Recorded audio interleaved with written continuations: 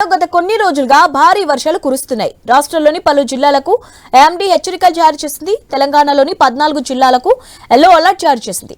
మంచిర్యాల, ఆదిలాబాద్, నిర్మల్, ఆసిఫాబాద్, నిజామాబాద్ జిల్లాల్లో భారీ వర్షాలు పడుతున్నాయని ఎల్లో అలర్ట్ జారీ చేసింది.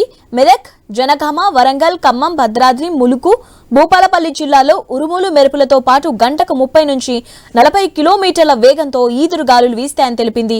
హైదరాబాద్ తో పాటు చుట్టుపక్కల ప్రాంతాల్లో తేలికపాటి నుంచి మోస్తారు వర్షాలతో పాటు ఉరుములతో కూడిన జల్లులు పడే అవకాశం ఉందని వాతావరణ శాఖ తెలిపింది. వచ్చే కొన్ని రోజులు కూడా వర్షాలు కొనసాగే అవకాశం ఉన్నందున ప్రజలు అప్రమత్తంగా ఉండాలని, అనవసర ప్రయాణాలకు దూరంగా ఉండాలని అధికారులు సూచించారు. కేంద్రీకృతమే వాయుగుండంగానే కొనసాగుతుంది. తదుపరి కొన్ని గంటల్లో అది పశ్చిమ వాయువ్య దిశలో పయనించి ఉత్తర ఒడిశా, జార్ఖండ్ ప్రాంతాలకు తరలి వెళ్ళే అవకాశం ఉంది.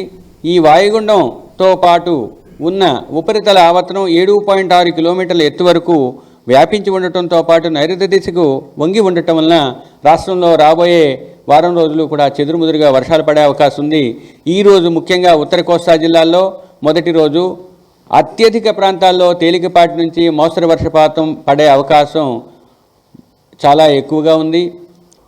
దక్షిణ ఆగ్నేయ దిశలో కేంద్రీకృతమే వాయుగుండంగానే కొనసాగుతుంది. తదుపరి కొన్ని గంటల్లో అది పశ్చిమ వాయువ్య దిశలో పయనించి